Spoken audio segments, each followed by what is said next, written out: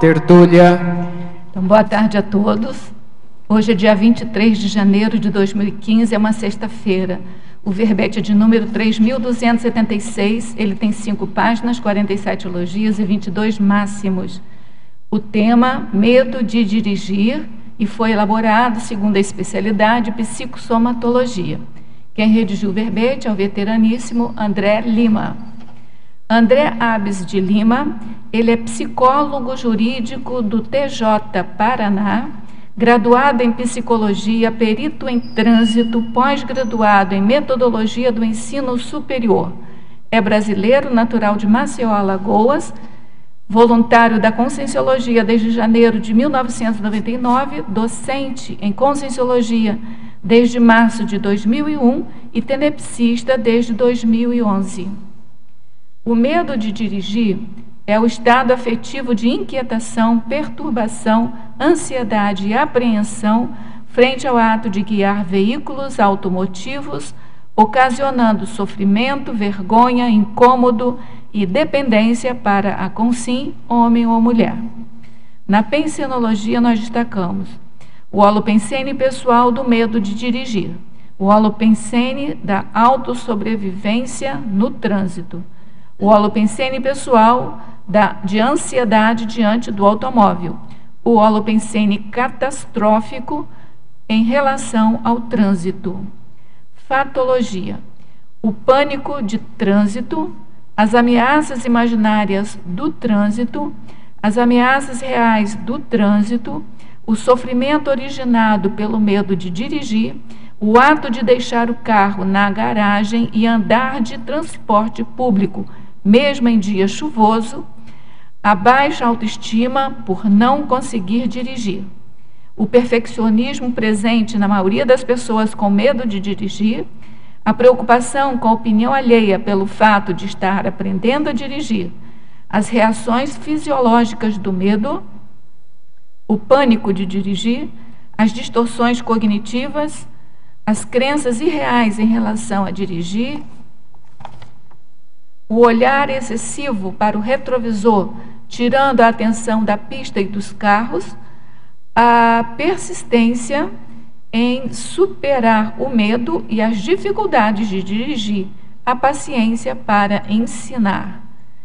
A gente chama atenção que a fatologia tem 25 linhas e constitui o máximo para o verbete, e que a gente só leu alguns itens, né, que vale a pena ler, então, com mais cuidado. Na parafatologia, a autovivência do estado vibracional profilático de acidentes, o parafato do clarividente ver o parafato de o clarividente ver consciex no trânsito e confundi-la com consim, levando à dificuldade de dirigir. A blindagem energética do automóvel, os insights promovidos pelos amparadores extrafísicos durante os atendimentos psicológicos, o amparo extrafísico para quem está superando o medo de dirigir. Nós chamamos a atenção também que no detalhismo, na divisão detalhismo, existem 18 sessões que são máximos para o verbete e que constitui, então, uma qualificação do verbete no sentido de detalhamento do assunto. Na remissiologia, nós destacamos autodesassedialidade, automóvel, direção defensiva, repercussão do medo e tanatofobia. O medo de dirigir envolve traumas, despreparo, traços de responsabilidade e educação. Superá-lo requer recim, proporcionando mudanças na vida pessoal e facilitando o completismo existencial. Você tem medo de dirigir? Em caso afirmativo, quais ações tem empregado para superá-lo? Já procurou ajuda especializada? Na bibliografia específica, o verbetógrafo contribui com 5 fontes de referência. Agora a gente vai ler a mega-análise elaborada pela equipe Enciclosapiens, composta por Marilene Raganin, que está aqui presente, Pilar Alegre, que também está aqui presente, e Socorro Frazão. Fobia temor, trauma, condução, automóvel, insegurança, ansiedade, motorista, educação, trânsito, apreensão, inquietação, despreparo, psicologia, pacifismologia, intrafisicologia, reeducaciologia, subcerebrologia, psicossomatologia, autodesassediologia. André, antes da gente começar propriamente aqui nossas respostas aqui aos teletertulianos, a gente queria saber de você, embora a gente tenha visto na sua biografia, né, mini bio, o motivo pelo qual você resolveu fazer esse verbete. Eu escrevi esse verbete porque eu sou psicólogo, né, tenho um curso de perito de trânsito, também sou instrutor de trânsito e trabalho já há um bom tempo com pessoas que têm medo, trauma e fobia de dirigir. Aí vi que é um trabalho bem assistencial, né, ajudei bastante pessoas aí a superar o medo de dirigir, e as pessoas reciclam também traços de personalidade, reciclam, muda a vida dela totalmente, né? Então essa questão de dirigir é muito importante para a vida moderna, né? E as pessoas ficam felizes, né? E muda bastante coisa na vida dela. Então é um trabalho bem gratificante, então eu resolvi passar a experiência aí, também abordando a questão multidimensional da coisa, né? Escrevendo verbete, né? Tem um item seu aqui que eu achei acachapante, assim, com relação a quem tem medo de dirigir, né? É deixar o carro na garagem e andar de transporte público mesmo em dia chuvoso. Só faz isso quem tem muito medo de dirigir, né? Achei muito interessante. Então, as pessoas chegam reclamando, né? Já chorando, né? Que é chuva, é ônibus lotado, e depende de marido, depende de táxi, né? E às vezes tem um parente doente, tem que pegar o carro para ir levar ao hospital, não consegue, né? E tem carteira e sai de casa, né? E deixa o carro na garagem, né? Então isso é uma questão que causa assim sofrimento, né? E as pessoas sofrem com isso, né? Porque sonham a vida ter o carro, ter independência, ter autonomia, e quando compra o carro às vezes tem dificuldade de dirigir e passa por essas situações, né? Agora, levando em conta os fenômenos assim dos últimos meses aí, né, em São Paulo, Rio de Janeiro, é melhor não sair de casa quando tiver temporal. Chuvoso, você pode pegar o carro e sair, né? Mas com temporal é melhor ficar em casa, gente. É mais seguro, né? Então vamos lá às primeiras perguntas. Ao verbetógrafo, professor André. Estrangeirismologia, página 23, primeira linha. Por que vemos o aumento do número de handicaps em relação ao trânsito já tão caótico das nossas cidades? Então, o handicap são as atitudes, são os comportamentos, são os padrões que a pessoa adota, né, em relação ao trânsito, né? Muitas vezes quem tem medo de dirigir tem handicap em relação a fugir de dirigir, né? Então, pega o ônibus, né, pede carona, depende do marido, da esposa. Então, são vários comportamentos que a pessoa tem já com padrões para ela não dirigir de jeito nenhum, né? Então, é pegar a lotação, o ônibus, e isso para elas está ótimo. O carro fica guardadinho na escada, mas fazem isso porque, na escada, na garagem, né? O carro fica guardado na garagem. Elas criam esses handicap para fugir de dirigir, né? E, como estava comentando aqui, as cidades grandes, né? O trânsito está cada vez mais complexo, né? Engarrafamento. Eu tive há pouco tempo em Maceió, lá, tinha passado tempo sem ir lá, e Maceió cresceu muito e está engarrafado. Você passa 1 hora de qualquer lugar para qualquer lugar você gasta 1 hora. Agora imagine São Paulo, né? Terrível, está cada vez pior a questão do trânsito, assim, nas cidades grandes, né? Eu levo menos tempo daqui de Foz ao Rio de Janeiro do que do aeroporto para Niterói. Sempre que eu vou, qualquer que seja o horário. É assim, impossível de você viver numa cidade igual aquele trânsito, gente. O que é isso? Hã? Não, pois é, agora vai ter. Tem lancha, tem lancha. Mas, enfim, a gente está falando do trânsito aqui, né? Alguma solução mais cedo ou mais tarde vão ter que encontrar, né? Algum outro tipo de veículo, né? Um veículo aeromotor aí. Para nós aqui, a teleportação seria o ideal, né?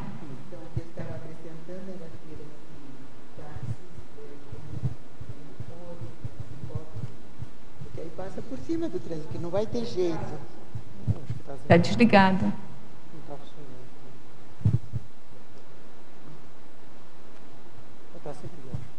Vê se já falou. Agora está. Então, o que eu estava sugerindo é ter táxi com helicóptero, porque só passando por cima do trânsito. Não vai ter jeito de arrumar o trânsito nessas ruas ou avenidas que a gente tem. Lá no Rio tem a possibilidade, em alguns locais, de atravessar de lancha para Niterói. Mas, assim, dentro de Niterói, dentro do Rio de Janeiro, é bem complicado. Imagina São Paulo, né? Porque eu não tenho experiência muito grande em São Paulo. E nós temos um fato agora atual, né? Que é essa interdição da ponte da Amizade, de 5 em 5 minutos, só de um lado, só tem uma via. Então, 5 minutos para ir, agora é 10 para ir, 10 para voltar. Não, aqui em Foz do Iguaçu tem uma perspectiva que não é muito boa também, né? Porque quando eu vim morar aqui, em 10 minutos você ia a qualquer lugar. Hoje em dia você não faz mais isso. E tem horário de rush, tem fila. Antigamente, o que há 10 anos atrás, você não encontrava fila aqui em Foz do Iguaçu. Era um trânsito super gostoso, assim, de fazer. Tem alguns pontos ali para atravessar a BR que é mais complicado, né? Então ali formam filas, agora está terrível. O viaduto que não fica pronto nunca, né? Demora. Ali deveria ter uns 3 viadutos naquele local ali que estão construindo. É que a gente acostumou agora, assim, o trânsito, para a gente readaptar ao trânsito, a gente vai reclamar um pouquinho, né?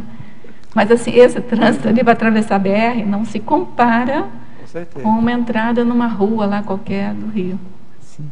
Ou de São Paulo, que seja. Mas vamos continuar aqui? Isso não ajuda as pessoas a ter medo de dirigir, né? Não, então, não. As pessoas têm medo de dirigir sem ter essa experiência, né? Antes. A experiência anterior. Eu só quero fazer uma observação. Essa questão da ponte é porque está em fase de conservação da ponte. Por isso que está 10 minutos de um lado e 10 minutos para o outro. De qualquer forma, conservação da ponte. É melhor enfrentar o trânsito dentro do carro do que dentro do ônibus, né? Não sei. Penso que sim. Vamos lá, então, gente, continuar. Estrangeirismologia, página 23, segunda linha. Quais as suas dicas para otimizarmos nossas expertises em direção defensiva? Então, direção defensiva, primeiramente, você ter cuidado, né? Quando sair de casa, não sair atrasado, né? Sempre sair com tempo de sobra para chegar no local que você for, porque aí você já vai com calma, né? Sem pressa, né? Porque a pior coisa que tem para o trânsito é pressa, né? É dirigir com cuidado, atento, né? Numa velocidade segura, e prestar atenção sempre nos outros carros, quando fazer a curva, né, as curvas, os retornos, né, sempre prestar atenção nos outros carros, dirigindo a velocidade segura e tranquila. Né. Em parafatologia, página 24, quinta linha, como podemos realizar a blindagem energética do automóvel? Como devemos fazê-la? A blindagem energética, você primeiro tem que dominar o estado vibracional, né, fazer o estado vibracional. E antes de dirigir, algumas vezes, quando entrar no carro, expandir seu chakra, né? Sempre exteriorizar a energia para dentro do carro, né? Fazer a limpeza energética do carro, trabalhando as suas energias e mantendo o holopecene sadio, né? Uma pecenidade sadia, de calma, tranquilidade em relação ao trânsito, né? Então, é o trabalho de domínio de energia, né? Que você pode sempre... E, geralmente, quando você já entra no carro, você já entra com o seu holochakra, você já acopla com o carro, basicamente, automaticamente, né? Então, é trabalhar o estado vibracional e exteriorizar suas energias antes de dirigir, né? Certo? Então, isso você vai blindando o carro e mantendo a pecenidade sadia dentro do seu automóvel, né? Professor André, efeitologia, página 24, primeira linha. O efeito negativo de dirigir na autoestima. Poderia aprofundar? É o efeito negativo do medo de dirigir, né? Isso na autoestima. Então, como eu estava falando... porque está faltando medo de dirigir aqui, né? O medo de dirigir na autoestima. Então, geralmente, as pessoas, os clientes que vêm me procurar, elas vêm, às vezes, com baixa autoestima. Por quê? Vê que as outras pessoas dirigem, né? Conhecem várias outras pessoas dirigindo, e observam as outras pessoas dirigindo e acham que é uma atividade fácil de ser feita, né? E a pessoa se sente incapaz por fazer aquilo ali. Tem dificuldade, né? E fica com autoestima baixa por conta disso, de querer dirigir, querer bastante, muito, ser o sonho da pessoa, e ela não conseguir dirigir. Às vezes ela é um ótimo profissional, né, tem doutorado, às vezes né, mais tarde, mas quando vai tentar dirigir não consegue, então ela se acha, né, incapaz, você teve esse sentimento de baixa autoestima, né, às vezes se acha burra, mas não tem nada a ver. São questões, né, cada um tem facilidade de aprender algum aspecto da vida, né? Então às vezes a pessoa tem facilidade com dar aulas, mas tem dificuldade de dirigir, vamos supor, né? Então a pessoa fica com a autoestima baixa em relação àquilo, né? Mas é só uma questão de áreas diferentes da vida, né? Cada um domina com mais facilidade algumas áreas, né? Habilidade motora. São habilidades motoras, psicomotoras. E a questão do medo tem a ver com o quê? Com o psicossoma, com as emoções. E não necessariamente a parte intelectual da pessoa. É mais emocional, né? Bem mais emocional do que parte intelectual. Certo? A pergunta vem de Portimão, Portugal. Alverbetógrafo, tecnologia, página 24, primeira e segunda linhas. Poderia ampliar as técnicas cognitivas, as técnicas comportamentais e a técnica da desensibilização progressiva. Desensibilização progressiva. Então, as técnicas cognitivas, né? Tem muita relação com o que a pessoa conhece sobre o trânsito, o que ela aprendeu sobre o trânsito, né? Então, tem muita gente que tem crenças erradas sobre o trânsito, acha que vai dirigir, que vai sofrer um acidente rapidinho, né? A pessoa vê o trânsito como se fosse uma guerra, né? A pessoa acha que o trânsito, que vai sair de carro e vai atropelar alguém, vai matar alguém. Então, são crenças errôneas, né, que a gente vê dentro da psicologia cognitiva. A pessoa desenvolveu aquilo ali de alguma forma, ou porque alguém falou para ela quando ela era criança, ou jovem, o pai ou a mãe tinha medo de dirigir e passou aquilo para ela, ela ouviu aquilo, o carro é uma arma. Então a pessoa... Mas o carro é uma arma mesmo, né? Pode matar uma arma a pessoa. Para quem não tem a habilidade de dirigir, né? Ou para quem é imprudente, né? Ou tem imperícia. Certo? Qualquer coisa pode ser uma arma de acordo com o uso dela, qualquer coisa né? pode ser arma. Certo?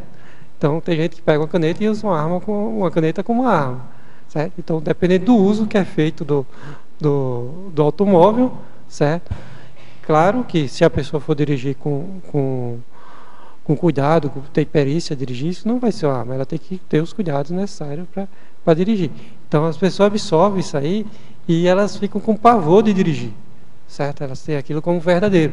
E, na realidade são crenças errôneas que a pessoa desenvolveu. O carro só vai ser uma arma se a pessoa utilizar o carro como arma, ou tiver imperícia, né, para dirigir o carro. Aí pode acontecer algum acidente. Então, se a pessoa é bem treinada e dirige com cuidado, com perícia, né, não vai ser um veículo seguro para quem tem o domínio do carro e dirige com cuidado.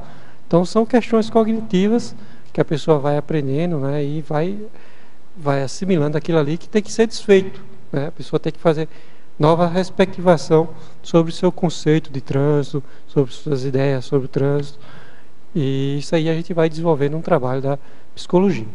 As técnicas comportamentais de desensibilização progressiva, né? A desensibilização progressiva é uma técnica comportamental, é que quando você tem medo de alguma coisa, você tem que enfrentar aquela situação, né? Certo? Mas dentro do trânsito, o enfrentamento ele tem que ser técnico, tem que ser com ajuda, né? Porque se a pessoa não dirige, tem medo e não sabe dirigir direito, ela vai ter muita dificuldade e vai correr riscos, né? Realmente vai correr perigo. Então ela tem que ter ajuda, certo? E a pessoa tem que ser exposta, né? A desensibilização, a pessoa tem que ser exposta num tempo, por exemplo, de no mínimo uns 50 minutos ao objeto fóbico, certo? Então vai ser feita a desensibilização, a pessoa vai começar a dirigir, começa a dirigir num local, num ambiente mais tranquilo, mais calmo, com pouco movimento, né? Os primeiros minutos de trabalho, os 15 minutos, a pessoa vai sentir mais medo, certo? Ela vai suar, vai tremer, vai ter frio na barriga, vai ter sudorese, né? Às vezes paralisar. Então, várias coisas, reações fisiológicas de medo ela vai ter, durante inicialmente a primeira aula, principalmente, que é mais difícil. Mas, se ela se mantém naquilo, né? Depois dos 10, 15 minutos primeiro, aquilo vai diminuindo, né? Aí diminui. Até o final da aula a pessoa está um pouco melhor, certo? Aí vai para a segunda aula. Aí a mesma coisa. No início da aula ela começa a sentir mais ações de medo e vai diminuindo aos poucos. Então, na medida que vai diminuindo o medo e ela vai ganhando habilidade, é que a gente passa para as aulas seguintes em ambientes que tem mais movimento, que tem mais trânsito, que vai trazer mais dificuldade para ela. Então, isso é um processo de desensibilização em relação ao dirigir, uma desensibilização progressiva, né? Só ia acrescentar que são aproximações sucessivas. Está sem microfone. Está sem microfone. São aproximações sucessivas daquele objeto fóbico, né? Então. Tudo bem? Essa semana passada, eu acho que passou, acho que não sei se foi no Fantástico, foi um desses programas, assim, sobre essa questão de vencer o medo de dirigir. Aí mostrou o caso de uma senhora que tinha pânico de dirigir, ela estava conseguindo. Pânico, eu já atendi um caso de pânico, assim, eu atendi uma pessoa que tinha caso de pânico, mas era pânico mesmo, né? A pessoa, porque tem um medo, a pessoa pode ter medo de dirigir, tem a fobia, né, que já é um medo exagerado, e o pânico, a pessoa tem um síndrome, tem um ataque de pânico, né? A pessoa que está dirigindo ataque de pânico, ela paralisa, ela não consegue se mover, né? E eu tratei uma pessoa que tinha pânico de dirigir, certo? E a gente estava 20 km no carro e ela ficava tremendo, ela parava, tinha hora que ela paralisava, as mãos não se moviam, os braços, então parava, tinha que respirar, né? Tinha que trabalhou toda a questão do pânico e ela se curou também, inclusive do pânico, né? Conseguiu dirigir e se curou do pânico dela, né? Das crises de pânico que ela tinha no trabalho, ela tinha crise de pânico no trabalho também, né? E ela se curou do pânico, né? Tanto de dirigir como também do trabalho, né?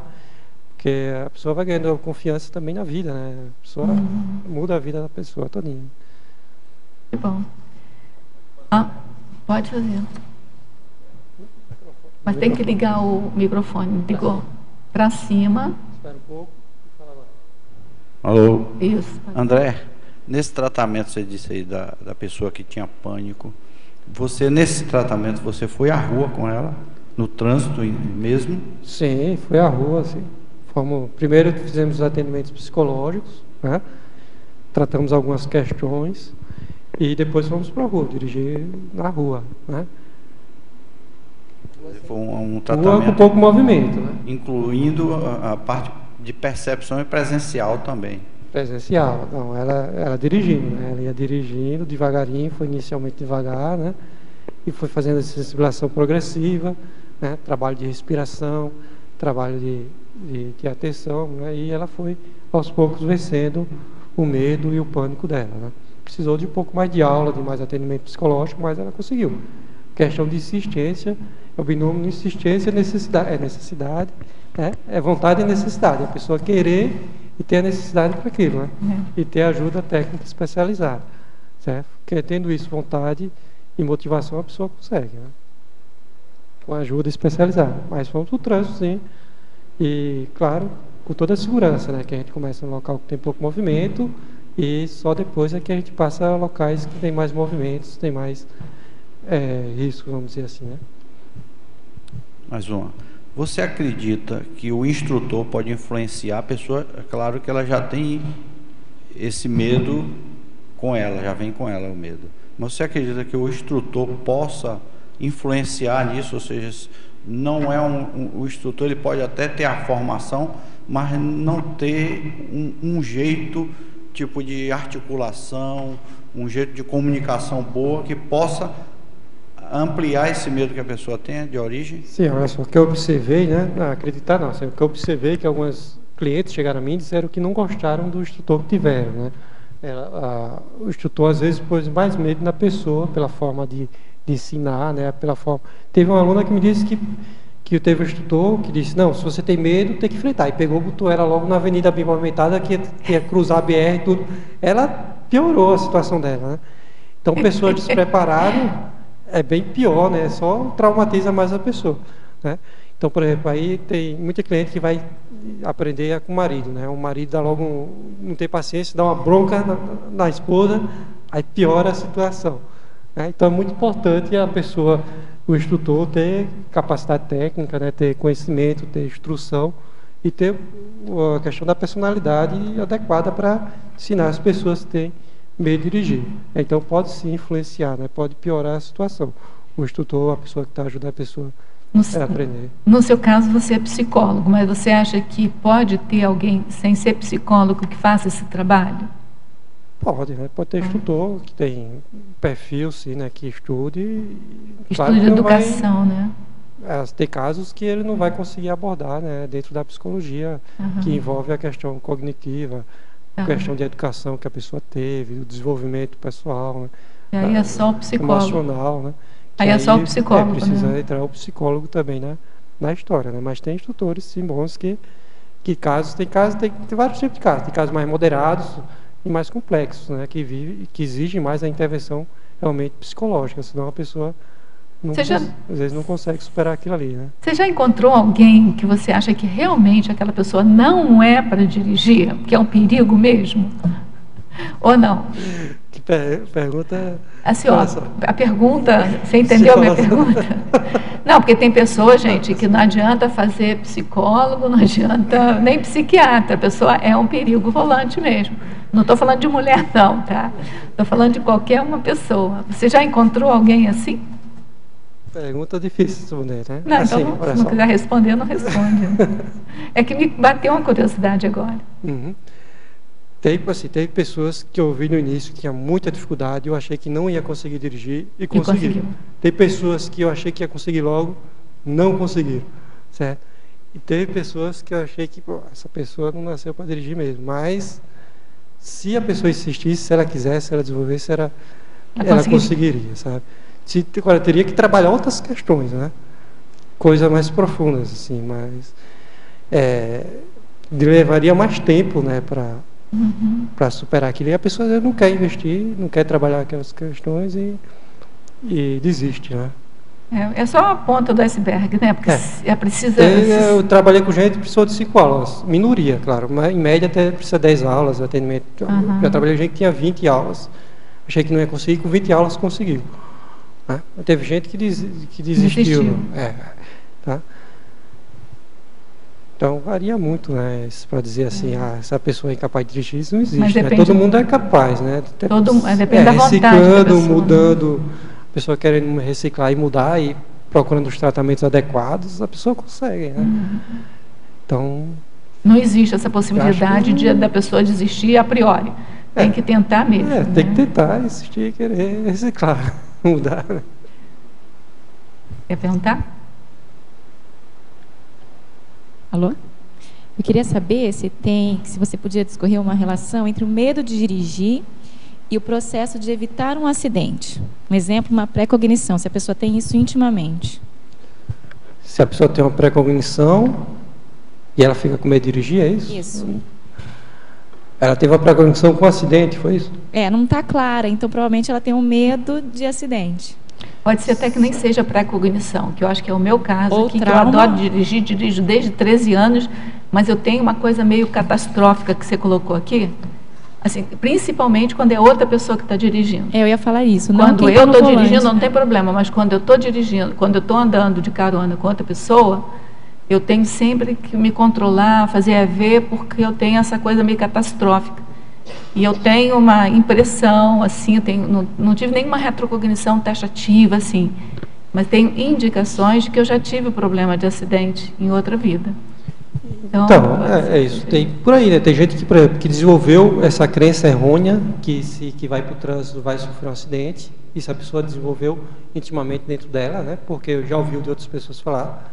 Pode ter pessoas que já passaram por outros acidentes em outras vidas e tem medo de ir também para o trânsito e sofrer um acidente, causar acidente. Então, que é diferente da pré-cognição, né? Com a pré-cognição, são duas coisas. Aí a pessoa pode ter fantasia, pode ter imaginação, pode ter sonho que vai ter acidente no trânsito. Por quê? Porque ela desenvolveu ou sofreu um acidente em outra vida, ou tem aquela crença errônea de se vai para o trânsito vai sofrer um acidente. E a pré-cognição é quando a pessoa acessa alguma informação de um possível acidente que vai acontecer no futuro, né? Então, se for no caso de uma pré-cognição, você tem que ter os cuidados adequados para evitar aquele acidente. Melhor não andar aquele dia de carro, né? Mas se for o medo psicológico, né, assim, vindo de outras vidas, ou uma crença errônea que você desenvolveu sobre o trânsito, você pode vencer aquilo ali, fazer uma nova perspectiva sobre o trânsito. Porque o trânsito, você tem cuidado, eu dirijo há mais de 20 anos e nunca sofri acidente de trânsito. Mas o que fiz foi encostar atrás de um para-choque do carro. Né? Eu também nunca tive problema. Então, se você dirige com cuidado, com segurança, com calma, sem pressa, é muito difícil sofrer um acidente. Com atenção, observando, acho que é o ponto-chave para mim, pelo menos aqui em Foz, inclusive, é observar como é que o outro está dirigindo. Porque assim, você não pode admitir que o outro esteja sabendo o que está fazendo, sabe? Eu nunca me privilegio das minhas... Sabe, quando está, por exemplo, aqui em Foz do Iguaçu, então, é terrível, né? Porque tem umas coisinhas na rua, a pessoa que é de fora vai descobrir que aquilo ali é a preferência do outro, eu não sei se tem aquilo... Aqui, por exemplo, aqui é muito importante você usar as vias principais, né? Mesmo tendo mais trânsito, mais sinal, é mais seguro você usar as vias principais do que as secundárias. Porque as secundárias tem muito cruzamento. É muito cruzamento, muito desordenado. Saber quais são todos os preferenciais e quem vem de fora saber quem é. Então, usando as vias principais, mesmo tendo mais movimento e mais sinais, é mais seguro, bem mais seguro do que... Mesmo as principais aqui, às vezes, tem umas que cortam ela, que são preferenciais a ela. É um negócio assim, você tem que ter muito cuidado. Então, eu sempre tive assim, uma direção defensiva, olhando sempre para ver o que o outro vai fazer, né? E aqui, então, eu meio que... De qualquer forma, aumentei essa preocupação. Cidades que são bem piores do que aqui de dirigir. Tem cidades que são bem piores do que aqui. Aqui não é tão ruim de dirigir, não. Mas... Olha, eu não sei não. Eu acho aqui bem complicadinho. André, um instante só, aproveitando o gancho, o meu caso, eu não gosto de dirigir. E eu acho que isso pode ter vindo de vidas passadas, e nessa vida foi aumentada a situação. Porque meu ex-marido, toda vez que eu pegava o carro, nós só tínhamos um carro, ele ficava do lado reclamando, sabe? Ó, cuidado, não vai bater, entendeu? E quando, por um acaso, aí a pessoa dirigindo, às vezes ficava nervosa, né? Morria o carro, ele olhava para fora, nossa, novamente, não tem jeito não.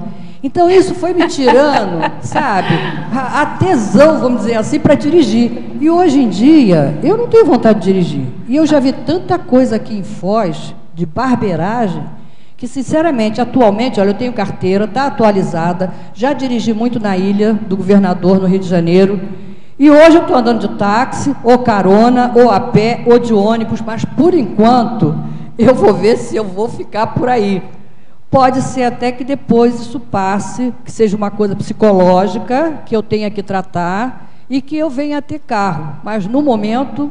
Estou fora. Qualquer coisa, a gente indica o André aí para te dar umas aulas, né, André? Então, tem vários clientes assim que chegaram, né, traumatizados por causa do marido. Né? O marido é outro, para trauma. Né? Primeiro, o cara às vezes gosta mais do carro, né?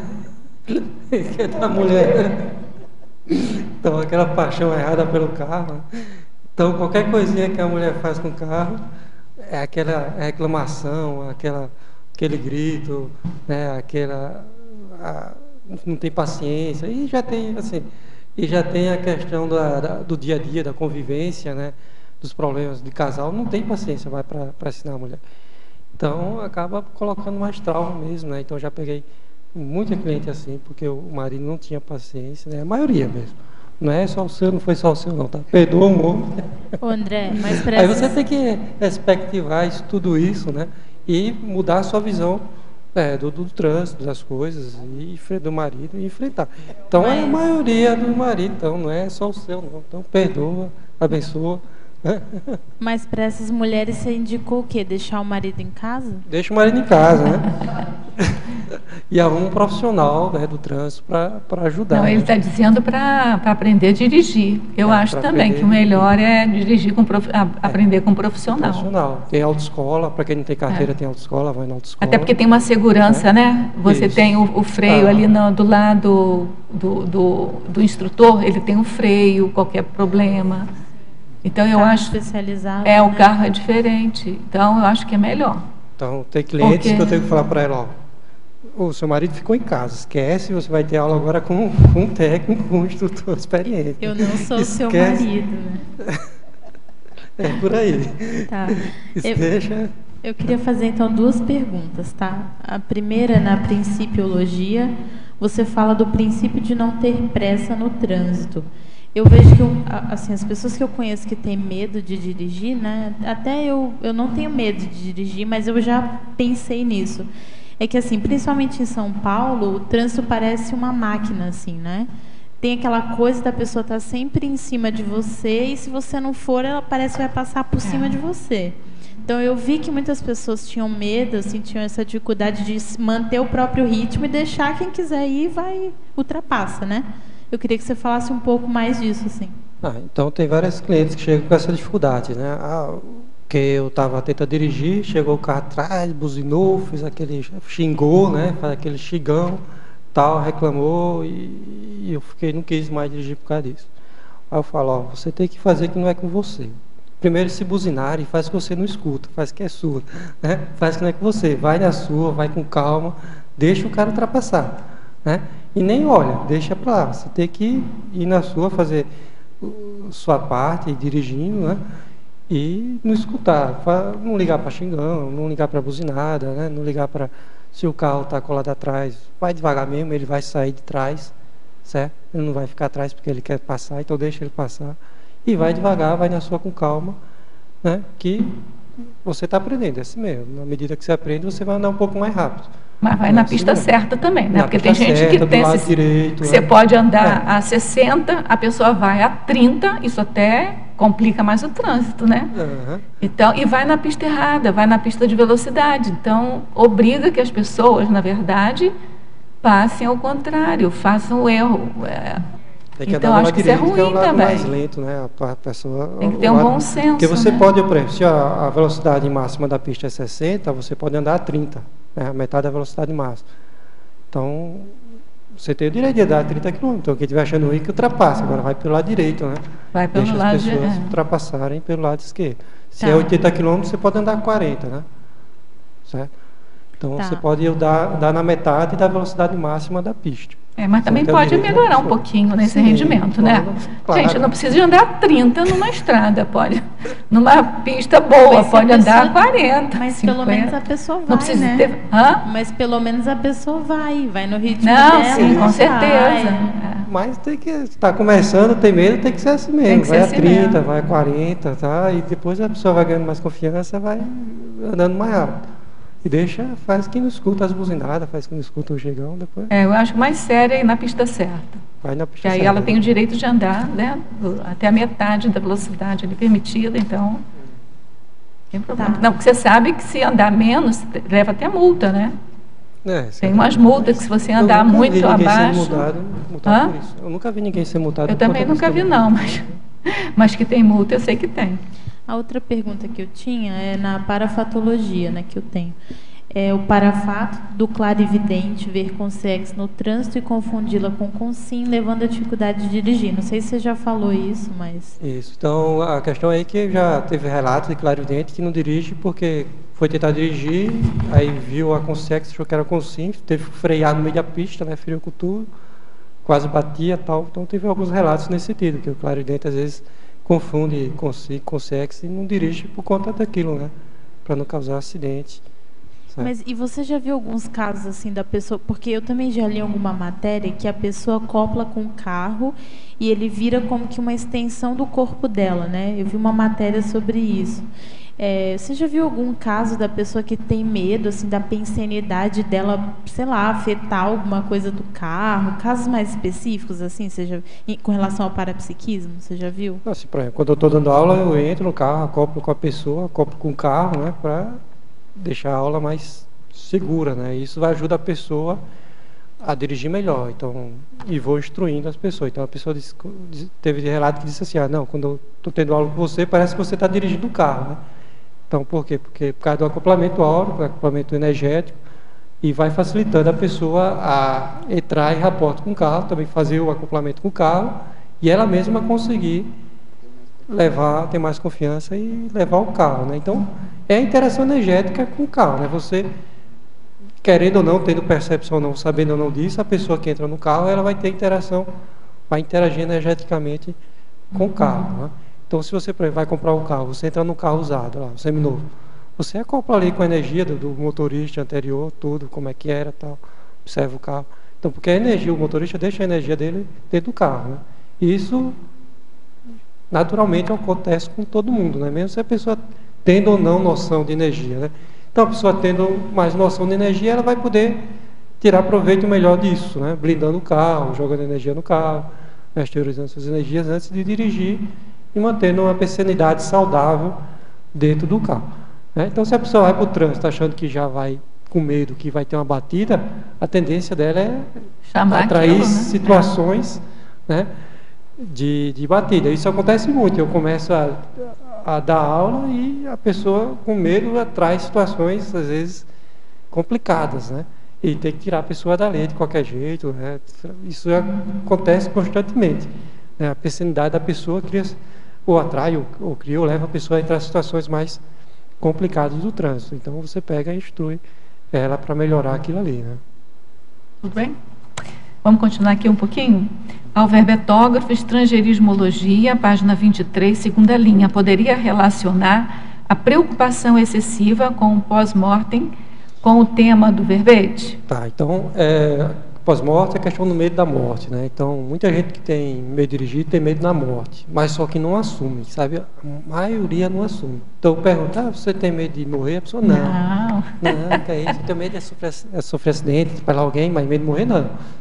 Tá, aí eu vou dar aula, aí a pessoa está dirigindo, tá. Aí a pessoa olha para mim, você não tem medo de morrer, não? Ela pergunta para mim, né? Eu, não, porque você tem medo dela? Não. A pessoa começa a perguntar, aí para o carro, aí ela, sobrevivi. Mas não admite que tem medo de morrer, né? Então a pessoa projeta aquilo no outro, né? Ela pergunta, você não tem medo de morrer? Tá? Aí quando para o carro, ela diz, sobrevivi. Então, a maioria tem medo de morrer, mas não admite, não percebe, ou não tem noção daquilo, né? Então, há uma preocupação muito grande, realmente, com a morte, né, das pessoas que têm medo de dirigir, né? Em Fatologia, página 23, sétima linha de baixo para cima. Em sua pesquisa, o verbetógrafo encontrou as razões para o fato de a grande maioria das pessoas com medo de dirigir ser mulheres. Olha só, tem aí duas questões aí que influenciam muito. Tem que complementar aqui. Também já tive medo de dirigir e procurei ajuda. Na época ainda não fazia autopesquisa, mas o verbete ajudou a identificar vários traços que me levaram ao medo de dirigir. É uma mulher que mora na minha terra, lá de Niterói. Tá. Então, o que é que observa primeiro a questão educacional, social, né? Essa questão social, primeiro o homem que começou a dirigir, né? Esse mundo das máquinas sempre foi mais de um homem, né? 2, 3, 4 gerações a mais, era mais um homem que dirigia, certo? Então a criança geralmente aprende por modelagem, por observação. Então a criança desde pequena lá, né? O menino vê o pai dirigir, aprende com o pai que quer dirigir. E, geralmente era o pai que dirigia, a mãe não dirigia, né? Por causa da questão social, certo? Isso já mudou bastante. Hoje muitas mulheres dirigem e essas gerações mais novas, as mulheres têm mais facilidades também de dirigir. Então, essa questão da educação. E outra coisa, da educação. O homem, desde cedo, ganha o quê de brinquedo? É o carrinho de brinquedo, né? E a mulher ganha o quê? A bonequinha, o fogãozinho para cuidar da casa. O homem para dirigir, né? E os brinquedos da mulher para ganhar. Então, isso tem uma influência muito forte, né? Cultural, social, certo? Mas, tanto o homem como a mulher podem dirigir tranquilamente. Então, esse é o principal motivo que eu vejo assim, que a maioria das pessoas que têm medo de dirigir do público feminino, certo? Até porque já fomos homens e já fomos mulheres muitas vidas, né? Então, em termos de cognição, isso não tem menor... Então, a questão cultural, social, o que percebe também em termos de, por exemplo, noção de espaço. Geralmente as mulheres reclamam da questão de espaço também, noção de espaço, né? Essa é uma questão do público feminino. Mas por quê?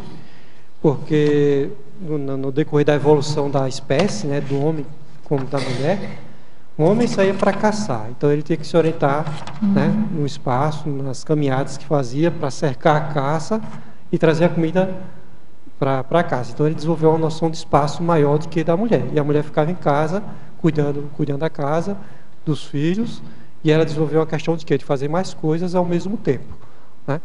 Então ela consegue fazer mais coisas, mais... Atenção dividida, né? Atenção dividida, mas o homem tem mais noção de espaços que é a mulher por conta disso aí, mas fica no desenvolvimento da espécie, né? Interaciologia, página 25, final da primeira linha. Poderia ampliar a interação energética condutor-veículo? Você já falou, né? Então, geralmente, o condutor, ele quando entra no carro, ele faz uma assimilação com o carro, né? Ele está interagindo energeticamente. Isso pode ser ampliado para a via também, a via pública. Você, às vezes, passa por carro, você sente a energia daquele carro, do motorista ali, que não está muito bom. Você acopla com a consciência, às vezes faz uma escagem, né? Você consegue perceber. Quem tem parapsismo, às vezes dá para utilizar isso com uma direção defensiva, né? Então, às vezes uma vez eu estava parado no sinal, aí senti alguma coisa atrás. Aí quando eu vi o carro correndo, aí eu peguei, saí, pus o carro mais para frente, aí o carro deu uma freada e quase batia no meu traseiro, na traseira do carro, né? Se eu tivesse ficado parado, ia levar uma batida, né? Outra vez eu estava dirigindo, né? Aí senti um acoplamento aqui na nuca, aí quando eu olhei para trás, o carro lá, eu saí da frente e o carro quase causou um acidente mais na frente. Então, é um acoplamento que você tem com o carro e com o trânsito em si. E você pode utilizar o parapsiquismo para se defender do trânsito. Você tem uma direção mais defensiva, né, mais segura. Quando você observa, tem essas percepções energéticas aí, você pode evitar acidentes através das percepções energéticas, né? Às vezes não é nem percepção energética, às vezes é olho mesmo. Você percebe que a pessoa está só fazendo besteira no trânsito. Eu dou uma corda, né? Dou corda, quer dizer, eu fico, como é que você fala? Dou distância. E a blindagem energética do carro é tão sério que pode salvar a vida da pessoa, né? Por exemplo, eu tenho uma experiência pessoal que não foi no meu carro, mas foi o carro do meu irmão, né? Certo dia, eu estava aproximadamente umas 6 horas da tarde, por aí, 7, por aí. Eu nunca durmo esse horário. E veio aquele processo energético forte, né? E eu sem saber o que era, uma pressão. Aí fui deitar, comecei a trabalhar energia, esterilizar, e apaguei. No outro dia, quando eu acordei, soube que o meu irmão tinha capotado com o carro, né? Tinha acabado com o carro e não aconteceu nada com ele, né? E, então, ou seja, houve um processo de blindagem energética aí, né? Eu ajudei no processo de blindagem para não acontecer nenhum acidente. Outro fato que me contaram também é uma colega nossa aqui, né, que sofreu um acidente de carro, que estava dentro do carro com o marido, com os filhos. Ela começou a sentir exteriorização de energia e de repente o carro bateu com tudo na traseira do carro dela e ninguém sofreu nada, né, dentro do carro, justamente por conta da blindagem energética. Então, a blindagem energética do automóvel aumenta muito a segurança dos tripulantes, das pessoas dentro do carro. Então, tendo assistência, né? Eu sei, André, mas olha só, faz o encapsulamento do carro, mas fica de olho também, porque você enxerga do lado, independente de você perceber energia ou não, você enxerga quando as pessoas estão fazendo bobagem no trânsito, né? Ou correndo, ou cortando errado. Eu dou logo linha, né? Que se fala, né? Fico afastado, eu não... né, da observação, da atenção, né? Isso é muito importante. Né? Deixa a pessoa passar, se está correndo atrás de mim, colado comigo, eu deixo passar. Eu não gosto de carro nenhum colado na traseira. Se livra do assédio da pessoa, né? Não, caminhão também muito atrás de mim, deixo passar, não fico nunca atravessar, nunca entrar na frente do caminhão quando ele está correndo, né? Deixa somente em BR, né? Nunca entre na frente do caminhão quando ele estiver vindo correndo, porque caminhão, se ele estiver carregado, ele não freia. Ele não consegue. Ele não freia o carro. Mesmo se ele frear, o caminhão não para, né? Naquela descida ali do Paraná, caminhão, principalmente em BR. Naquela descida do Paraná, que tem a Avenida do Paraná aqui em Foz do Iguaçu, tem um declive bem grande ali. E passa os caminhões daqueles assim, carregadésimos, assim, eu não fico na frente nem atrás dele, porque pode ser que ele pare e não tenha como andar e volta, né? Eu sempre dou um jeito de ficar na outra pista. Ele não freia, porque se ele frear, a carga vem para cima dele, vem para cima do motorista do caminhão. Então ele não freia para ele não morrer primeiro. Então ele mata quem estiver na frente, né? Infelizmente é assim, né? Então vamos aqui. Aqui. Tá. Professor André, Pensenologia, página 23, última linha. Poderia aprofundar o holopensene catastrófico em relação ao trânsito? Então, esse holopensene catastrófico, às vezes a pessoa, quando pensa no trânsito, acha que vai para o trânsito, vai sofrer acidente, vai ter acidentes, vai atropelar alguém, né? E acha que o carro é uma arma, acha que os outros só têm lucro no trânsito, né, que o trânsito é muito desorganizado, bagunçado, e as coisas não são bem assim, né? Então, a primeira coisa que eu falo para minhas clientes é, não, vamos diminuir, vamos melhorar a nossa percepção do trânsito. O trânsito tem leis, tem regras, tem normas, e a maioria dos motoristas respeitam essas leis e essas regras, né? Ninguém quer bater no trânsito, na realidade. Então, a maioria toma cuidado. Quem está atrás toma cuidado na frente, obedece essas leis. Então, a pessoa, aos poucos, vai percebendo isso e vai entrando no fluxo do trânsito e vai esperando esse holopecene catastrófico. Então, vários clientes eu já trabalhei dessa forma, né? Tem que reduzir essa imaginação catastrófica da cabeça dela. Então, o medo é também o que a gente faz, né? Então, a pessoa pega esse holopecene catastrófico e deixa... o medo vai lá, fica enorme, né? Então, se você diminui esse holopecene catastrófico, o medo fica bem pequenininho, né? Vai diminuindo, certo? É muito, começa tudo na cabeça da gente, o medo principalmente. O trânsito, ele tem, claro, perigos reais, mas quando você dirige com cuidado, com perícia, esses perigos são minimizados ao máximo, né?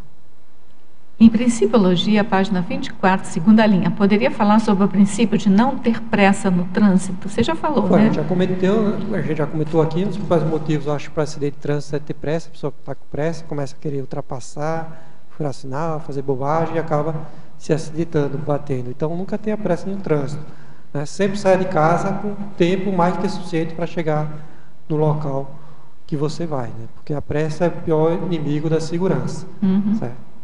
Tinha um ditado que minha mãe sempre falava para a gente, é melhor perder um minuto na vida do que a vida em um minuto. A gente foi criada com esse ditado assim, na cabeça da gente, para a gente não ter pressa, essa pressa exacerbada, afobada, né?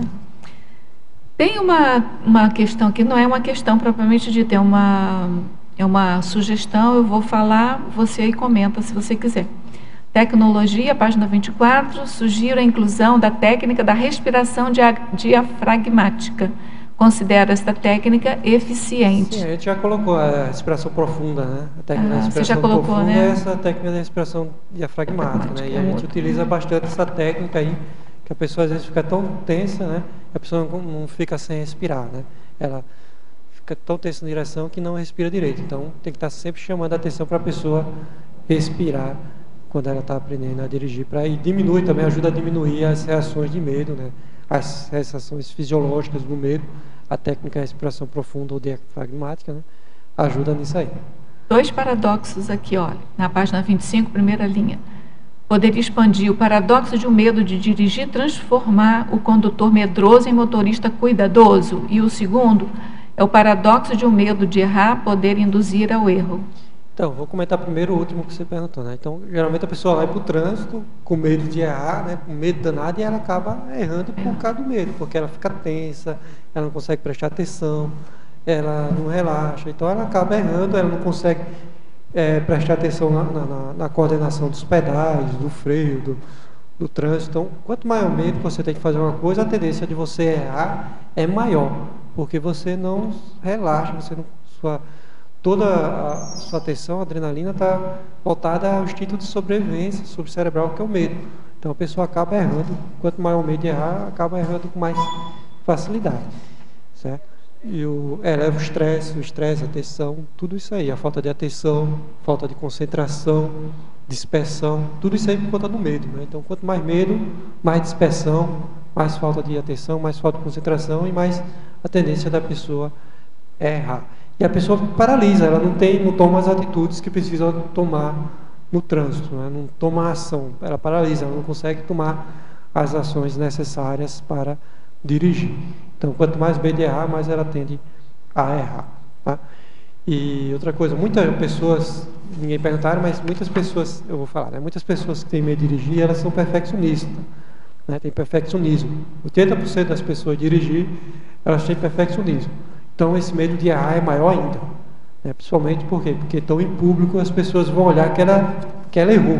Então, ela fica com mais medo de errar. Então, as pessoas às vezes não têm medo de dirigir, têm medo de errar no trânsito, porque é perfeccionismo, né? E ela estressa mesmo, e paralisa por medo de errar na frente dos outros, certo? Então, outro paradoxo, não estou lembrado. Então, a pessoa, quando é um pouco de medo, vai ajudar a pessoa a cuidar mais da segurança dela, né? Então, quem mais sofre acidente de trânsito, por exemplo, são os jovens, adolescentes, homens, né, que não tem medo nenhum, certo? Então, correm demais, né? Às vezes se envolve em pega, alta velocidade, imprudência, né? E acabam se acidentando de automóvel. Então, a única vez que eu senti medo nessas aulas que eu tive, por exemplo, foi quando eu estava dando aula para uma senhora e o filho dela foi dirigindo o carro, né? Porque tinha que ficar não sei aonde. E só depois eu ia dar aula. E o piá começou a correr demais, né? E quase sofreu um acidente, entrou numa curva em alta velocidade, certo? Por quê? Porque não tinha medo e era imprudente, certo? Então, isso aí que é o paradoxo. Às vezes a pessoa que tem medo, ela vai se tornar um motorista cuidadoso, porque vai dirigir a baixa velocidade, vai prestar mais atenção, vai ter mais cuidado, né? Então, esse é o paradoxo, né? Eu acho que você já tocou de leve no outro paradoxo que tem aqui a pedido para elucidar, que é o paradoxo de um medo poder ter benefícios, que é esse, né? Isso aí é da segurança da vida da pessoa, né? Porque o medo é para manter a segurança da vida da pessoa, está ligado aos instintos de sobrevivência. Só em relação a isso aí. Laura? Eu queria sugerir, eu vejo sempre o professor Valdo falando que se não tivessem amparadores dedicados ao trânsito, ia ser bem pior, né? Ia ter mais acidentes. Então, eu vi na voluntariologia, de repente, esse para-voluntário, né, voluntariado dos amparadores de ajudarem no trânsito para manter a segurança. Eu queria... Na verdade, são serenões, né, que ficam, né? É? Bom, então são os mega amparadores. Quer dizer, deve ter amparador também, mas ele já falou em serenão. Eu coloquei aí, por exemplo, eu percebi, por exemplo, em alguns trabalhos que eu fiz com algumas alunas. Você já falou alguma coisa, não já? Não, ainda não. Não? Eu, por exemplo, teve uma aluna que a gente faz alguns exercícios de visualização, respiração, né, relaxamento, e ela percebeu, assim, no exercício de visualização, que uma pessoa da família dela, que já tinha dessumado, ia ajudar ela a aprender a dirigir, a superar o medo de dirigir. Certo? A pessoa se apresentou, um familiar que já tinha dessumado se apresentou para ela. Claro que eu não falo muito isso, porque não é o objetivo do trabalho, trabalhar a questão da multinacional, mas já teve, assim, ex-parentes dessumados que se apresentaram para ajudar a pessoa a aprender a dirigir, né? Então, pessoas têm como ao mesmo tempo já percebi pessoas com assédio, né? Assediadas, certo?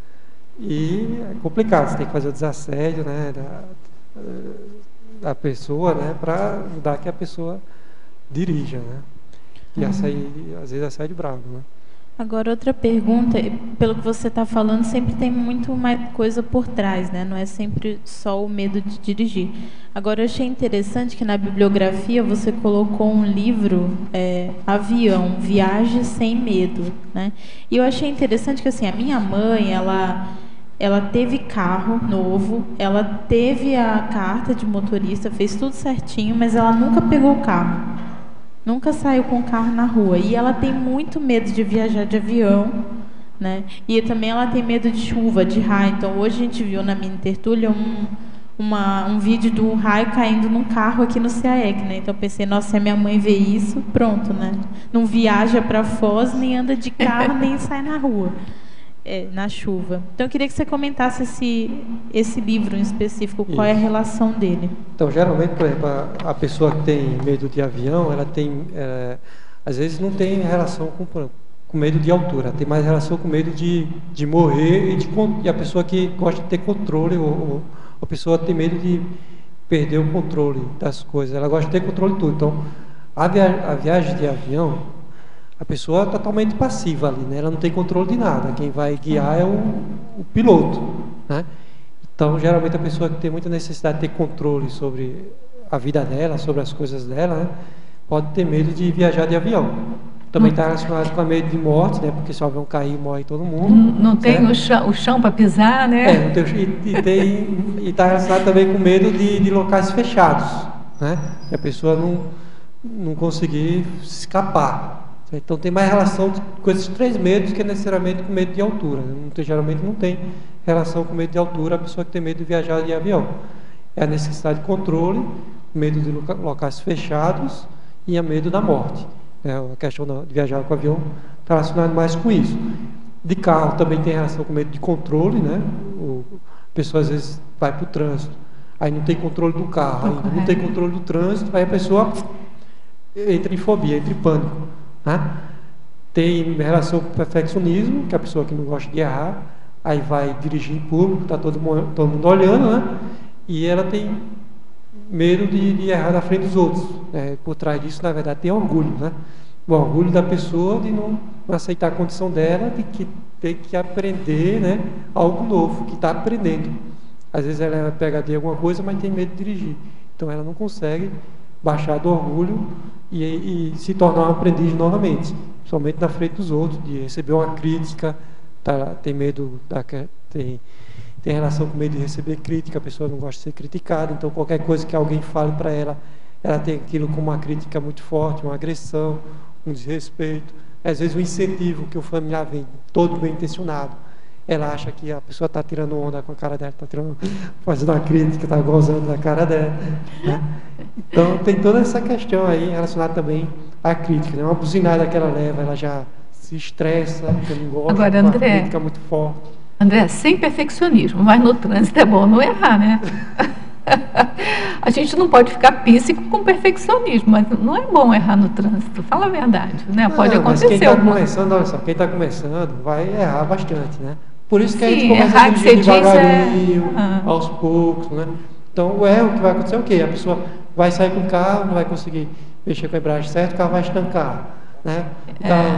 O carro não morre, estanca. A pessoa fala, o carro morre. Aí já se a pessoa tem medo de morrer, ela já associa. Né? Eufemismo nessa hora é bom, né? Eu falo, não, o carro não morre, né? O carro estanca, o carro desliga. Tem que mudar todo o palavreado da pessoa em relação ao trânsito para ajudar ela a mudar a perspectiva dela de vida de trânsito, certo? Aí eu falei para uma cliente isso uma vez, ela, não, o carro morre, mas eu ressuscito ele, aí liga.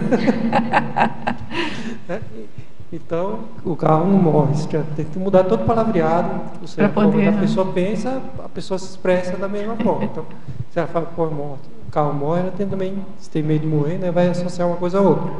Então, a gente tem que mudar tudo isso aí.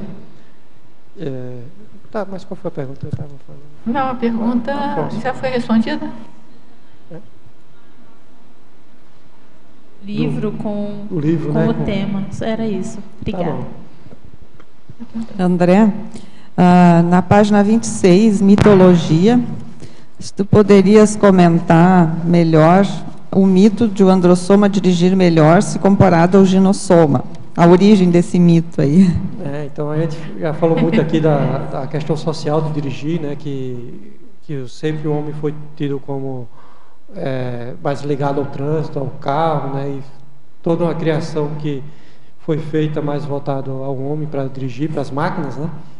Então o homem desde cedo ganha carrinhos de brinquedo, né? Aprende com o pai.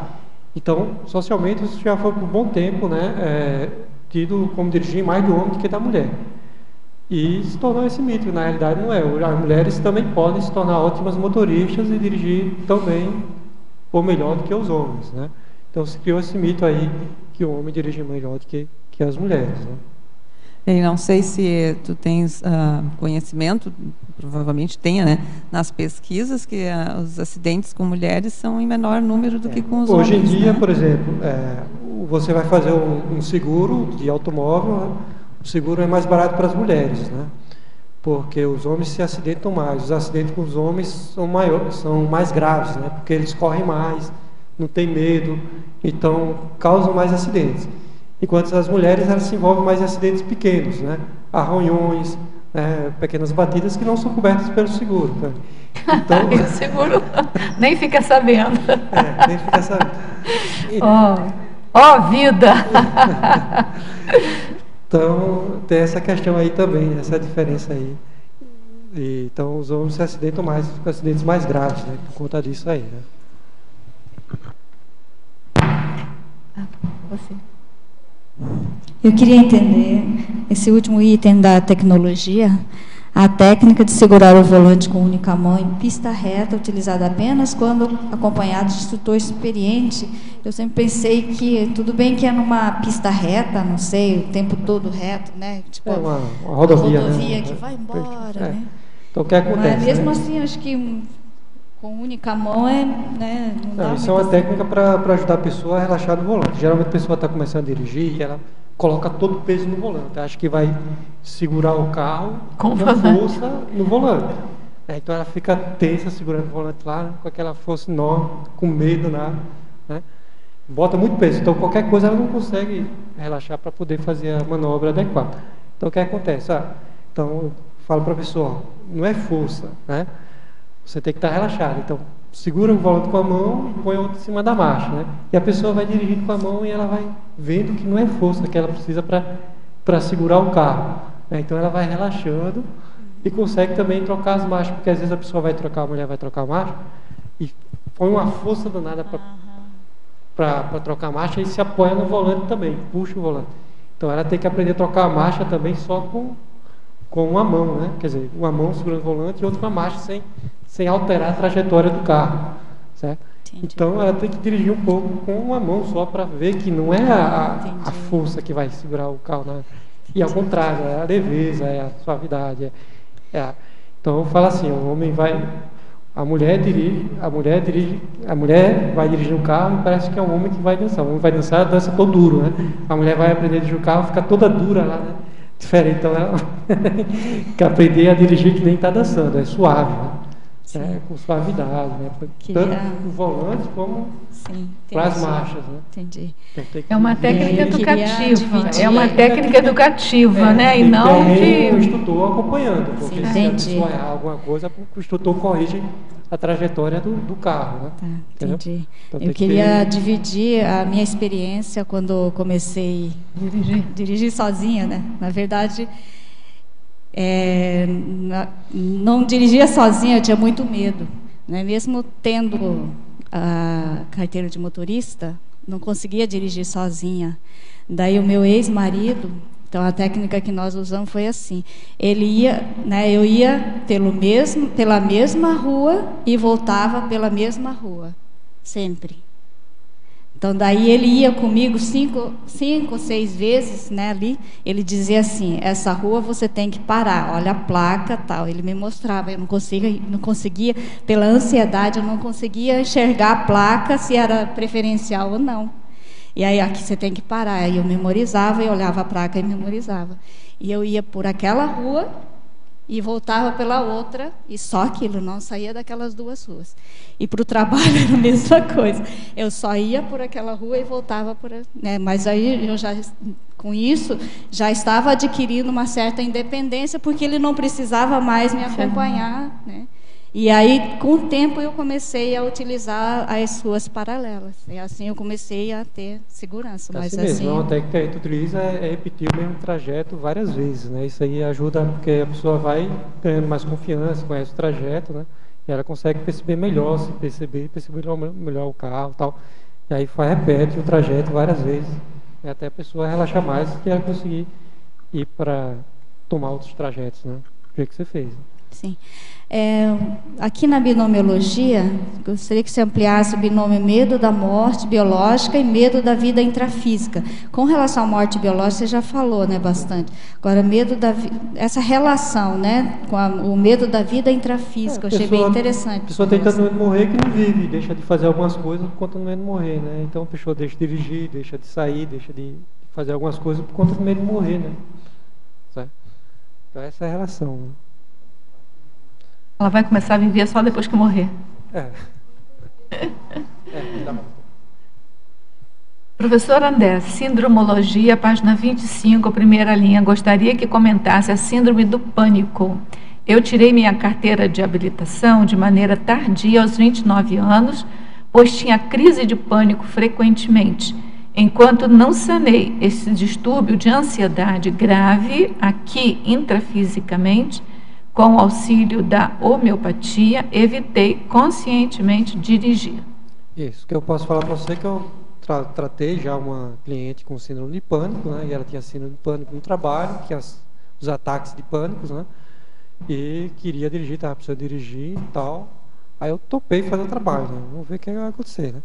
Então, fui trabalhando do lado psicológico, trabalhei as questões, às vezes, de outras vidas até mesmo, né? Que ela teve acidentes e tal, problemas com o marido dela e dei as aulas de direção para ela. Ela chegou a paralisar durante as aulas de trânsito, mas a gente parava, trabalhava a respiração, trabalhava o lado psicológico. E ela foi enfrentando pela vontade, pela motivação, vontade, motivação, necessidade, né? E com a ajuda, e ela melhorou. Ela perdeu o medo de dirigir, deixou de ter ataque de pânico, tanto no carro como também no trabalho, e mudou toda a vida dela, né? Certo? E hoje ela anda de carro para tudo que é lado, certo? Mudou bastante a questão da vida dela, né? Tudo bem? Em binomiologia, página 25, final da segunda linha, o binômio desculpas esfarrapadas, pretextos evasivos. Percebo que uma das maiores desculpas para não dirigir, no meu caso, é o medo de colocar a vida de outra pessoa em risco por qualquer desatenção ou imprevisto que possa acontecer. Poderia comentar? Então, geralmente é uma desculpa que as pessoas dão. Perguntar, você tem medo de morrer? Não, eu tenho medo de atropelar alguém, eu tenho medo de matar alguém no trânsito, né? Geralmente as pessoas falam isso. Não é que eu falo, mas se você faz um treinamento adequado, isso não é muito difícil acontecer, né? Você só é ter cuidado, dirigir devagar, que ter habilidade, o motorista que tem habilidade, né? Vai dirigir tranquilamente, né? Com atenção, vai frear, não há necessidade, né? Vai desviar da pessoa, vai frear e não vai acontecer nada disso, né? Vai atento para as calçadas também, vai né? Atento, atenção, concentração. Para a travessia. Andar em velocidade segura. Porque tem pessoas freio, que pode desviar da pessoa. Tem vários recursos que isso raramente acontece. O que geralmente acontece um acidente desse é o quê? A pessoa está correndo demais, ou está embriagado, está bêbado, pessoa imprudente, imperícia, e acaba causando esse tipo de acidente, de atropelamento, né? Acidente automobilístico mais sério, né? Ela mora essa aqui é a mulher, ela mora em Nova Friburgo, que deve ter um trânsito um pouco melhor do que uma cidade muito grande. O outro do pânico é homem. Então o pânico geralmente tem muito a ver com o medo da morte também, né? A pessoa vem aquela sensação rápida que a pessoa vai morrer, né? É aquela sensação de morte.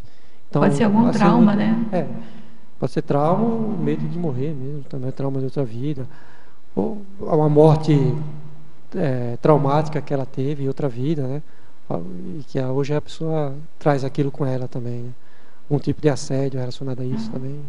Se tiver uma retrocognição do momento da morte, vai ver que não tem problema nenhum, né? Que é tranquila. Ninguém morre, na verdade, né? E é tranquilo. Estou dizendo isso porque eu já tive. Mitologia, página 26, primeira linha, poderia explicar o porquê do mito de o trânsito ser super perigoso? O trânsito não é perigoso de fato? O trânsito, ele tem seus perigos, né? Tem perigos reais, mas a maioria dos perigos são imaginários, né? Que as pessoas que têm medo de dirigir, a maioria do que elas associam ao trânsito é imaginário, certo? É bom lembrar que o seu mito é super perigoso. E o trânsito é só perigoso. O trânsito tem seus perigos. Então tem uma diferença reais. Agora, se você dirige com cuidado, se você tem perícia, você não vai praticamente estar sofrendo nenhum perigo, porque você tem segurança. O carro é um automóvel seguro, se você dirige com cuidado. Mas a questão do trabalho do medo. O medo, a pessoa cria aqui um medo imaginário, exagerado, tempestuoso, né? Traumático. Então, aquele medo que imobiliza a pessoa, certo? Que você está a 20 km com a pessoa dirigindo e a pessoa está tremendo de medo, não tem perigo nenhum, e a pessoa está tremendo de medo, né? Onde na realidade não tem perigo nenhum. Poderia comentar a frase enfática da página 27, que está perfeita? Ela está te elogiando, é uma frase perfeita. Perfeito. Então, o medo de dirigir envolve traumas, despreparo, traço de personalidade e educação. Superá-lo requer, sim, proporcionando mudanças na vida pessoal, facilitando o completismo existencial. Então, o medo de dirigir envolve trauma. Então, muitas vezes a pessoa tem medo de dirigir porque passou por algum trauma, né? Passou por algum acidente de trânsito, batida, ou teve algum familiar que morreu no trânsito. Eu já tratei pessoas que perderam familiares, em acidente de carro, já viu o filho ser atropelado, certo? Então, muitas vezes esses traumas são traumas grandes, que eu acabei de falar, ou traumas pequenos, ou simplesmente a pessoa foi estacionar o carro na garagem, bateu no portão, bateu no muro, arranhou o carro, né, e ficou com um pequeno trauma de trânsito, ficou assustada ali e desistiu de dirigir. Então, tem os grandes traumas de trânsito, certo? Tem os pequenos traumas de trânsito.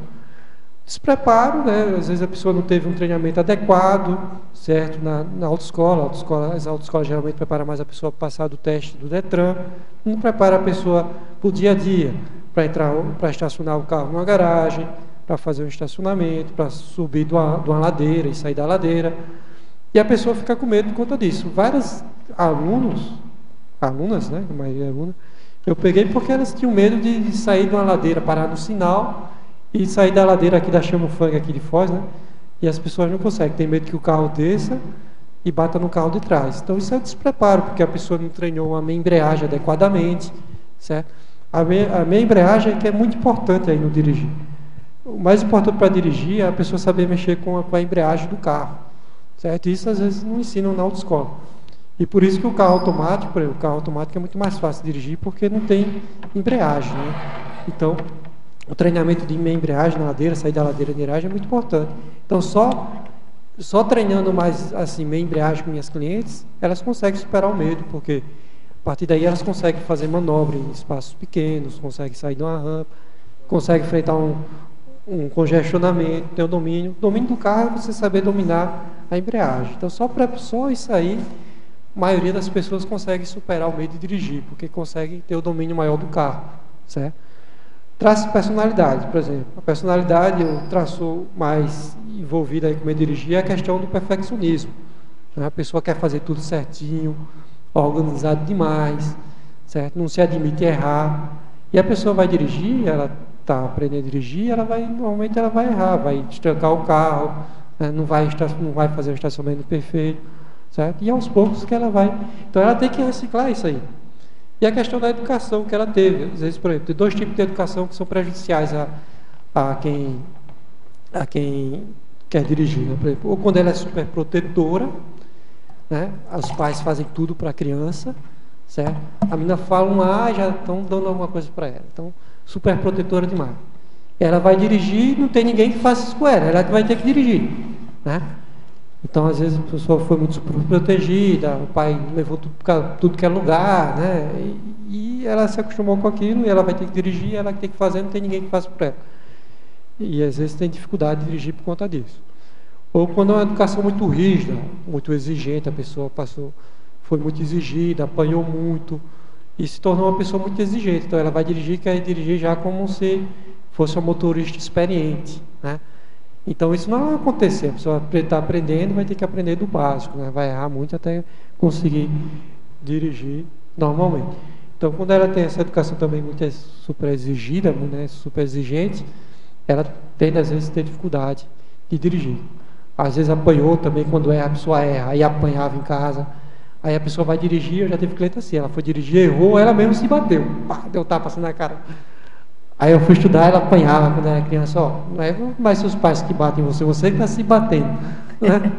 Às vezes a exigência é interna, às vezes a pessoa se denigre, né? Denigra ela mesma, aí fica com autoestima baixa. Esse psicossoma tem que que melhorar um pouquinho, né?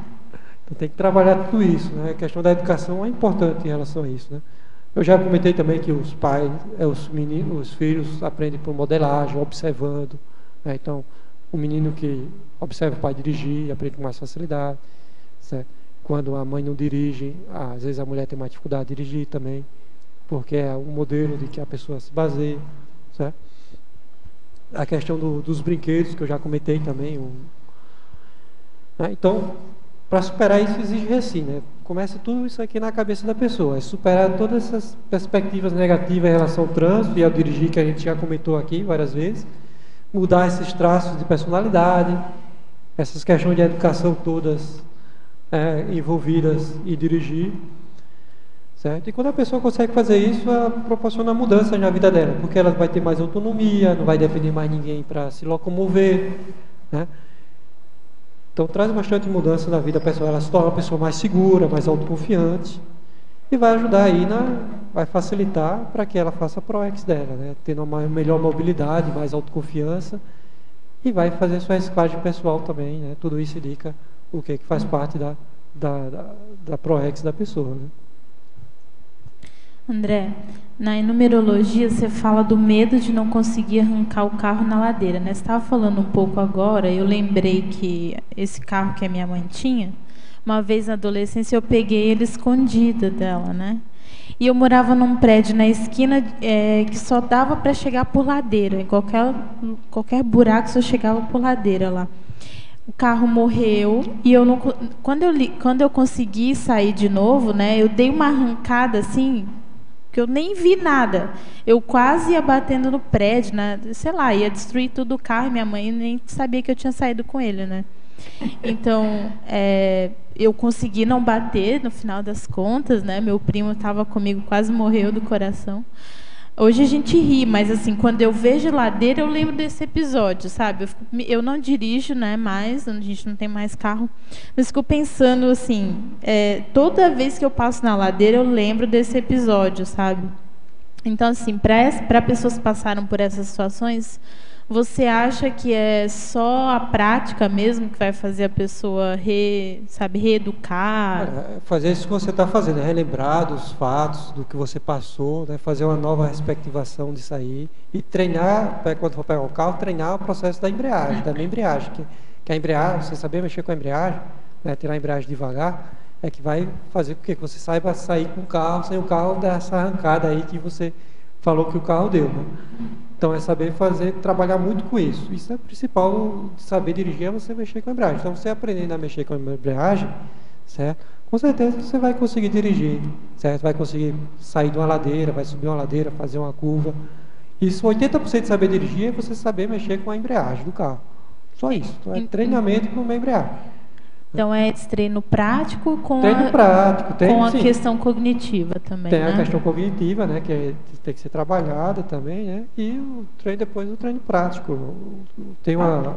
Geralmente eu uso uma ladeira lá na Vila Arte, tem pouco movimento, leva as clientes para lá, tem pouco movimento na ladeira e fico treinando uma embreagem para ela aprender a sair da ladeira sem o carro descer, né? Acho que essa é a manobra mais complexa do carro, não é não? A manobra mais complexa. Então você a manobra mais aprender complexa, isso então, aí, você o restante é tranquilo.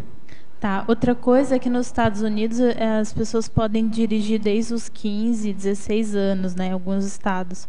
Você acha que isso diminui, se a gente tivesse essa educação, assim, porque pelo que eu vejo parece que fica mais comum, né? Uma coisa mais corriqueira, talvez mais dramatizada. Você acha que se a gente tivesse essa educação no Brasil seria melhor ou seria pior devido a esses jovens riscomaníacos também, sem medo, né? Tem essa questão ser levantada aí, da questão não só, por exemplo, com certeza o jovem vai aprender com facilidade a dirigir, mas tem a questão da responsabilidade de dirigir, que a gente observa aí que muitos jovens não têm, né? E quando misturado com bebida, é que ocorre o perigo, né? Então deve ser bem pensado isso. Acho que o jovem de 16 anos ainda não tem essa maturidade no Brasil para aprender, aprende fácil, mas para ter a responsabilidade de conduzir o carro, né? Sem usar álcool, sem nada, aí é outra questão, né? Que realmente eu acho que o jovem de 16 anos não tem ainda. Pode ser que alguns tenham, claro, né? Sempre tem os mais maduros e os mais imaturos, mas não dá para generalizar, né? Então, em certos casos, o medo é até uma coisa boa, né? É isso, nesses casos. O medo tem suas vantagens. Não pode ser exagerado nunca, né? O medo é natural, fisiológico, mas nunca pode ser exagerado, certo? E quando for exagerado, claro, a pessoa deve procurar ajuda e superar aquilo ali, né? Então, André, aqui você conheceu o carro e o seu comportamento no trânsito também faz parte aqui desse princípio da direção segura e defensiva? Aí você pode falar um pouco sobre esse princípio? Tem a ver as duas? Sim. O carro e o seu comportamento? Sim, o comportamento da pessoa tem a ver com a forma que ela dirige o carro, né? A personalidade dela tem a ver com a forma que ela dirige o carro. Se é uma pessoa muito apressada, sempre fazer tudo, às vezes a tendência dela é também ser apressada no trânsito. Se é uma pessoa agressiva em casa, ela às vezes tende a ser agressiva no trânsito também. E alguns traços, às vezes, que não aparecem quando a pessoa está em casa, aparecem no trânsito. Por quê? Porque envolve a questão do poder. O carro tem poder envolvido, né? E aqueles traços, às vezes, se envolvem mais no trânsito. Então, a personalidade dela, a forma dela ser, ela também tem a ver com a forma que ela dirige no trânsito. Então, como seria essa dirigir defensivamente? Como é essa direção? Dirigir defensivamente é você primeiro, por exemplo, não ter pressa no trânsito, né? Uma velocidade segura, atenciosa, atenção, prestar atenção nos outros carros, nos outros móveis, nunca fazer manobras perigosas, certo? Manter sempre atenção, nunca atender telefone celular dentro do carro, que é a pior coisa que tem, né? São esses cuidados aí básicos que a gente tem que ter para dirigir, né? Prestar atenção nos outros carros, tudo, né? E dirigir antes de tudo tranquilamente, né? Acho que é o principal, você dirigir com tranquilidade e que você consegue perceber tudo que está acontecendo, né? Sem pressa, né? Para quem tiver maior interesse, quem estiver ouvindo, tem o verbete, né? Direção defensiva do Mário. Que é bom, pode aprofundar né, nisso aí, né? Tudo bem? Professor André, se uma consigne tenha comprovado medo de dirigir nas cidades, fosse convidada por um amigo a dirigir em um local mais tranquilo, parque ecológico, por exemplo, com raras pessoas a observá-la, ela poderia fazê-lo com um desempenho mais prazeroso e até com menos ansiedade e mais segurança. Em caso afirmativo, mais segurança, ela está perguntando. Em caso afirmativo, não seria o caso de pensarmos que parte ou grande parte desse pseudo-medo de dirigir possa estar associado e potencializado pela consigne ao notar que, sendo observada quando dirige nos centros urbanos, medo da aprovação, reprovação do público? Isso, tem muito a ver com isso aí que eu já comentei, né? Por exemplo, muita gente não tem medo de dirigir, ela tem medo de errar na frente dos outros, né? Então, a pessoa tem vergonha daquilo e entra em pânico por conta disso. Então, a pessoa fica com medo do vizinho, fica com medo das pessoas que estão olhando, com medo de receber uma crítica, certo? Fica com medo de errar na frente dos outros. Por trás disso tem perfeccionismo, né?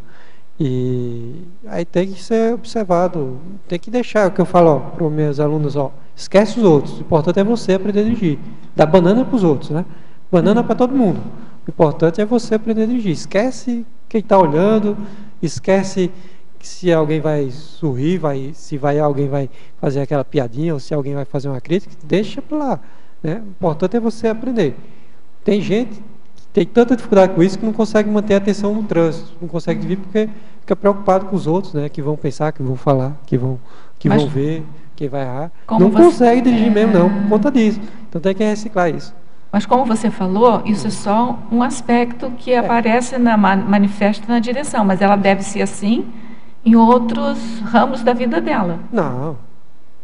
O loco externo, assim, exacerbado, tudo, porque imagina. Sim, ela sim, deve ser, sim, com certeza. Não é? Então, assim, se ela cuidar disso na direção, isso, vai melhorar, ela vai melhorar todo o resto da vida dela. Vai melhorar, vai repercutir na vida delas, com certeza. Então, se ela recicla esse traço, né, tanto na direção, como vai também reciclar na vida dela. Né? Por exemplo, eu tive uma aluna, uma das primeiras que eu tive, eu nunca esqueci, né? Ela estava com dificuldade de dirigir, mas ela estava com dificuldade também de ter autoridade em casa com os filhos, né? Certo?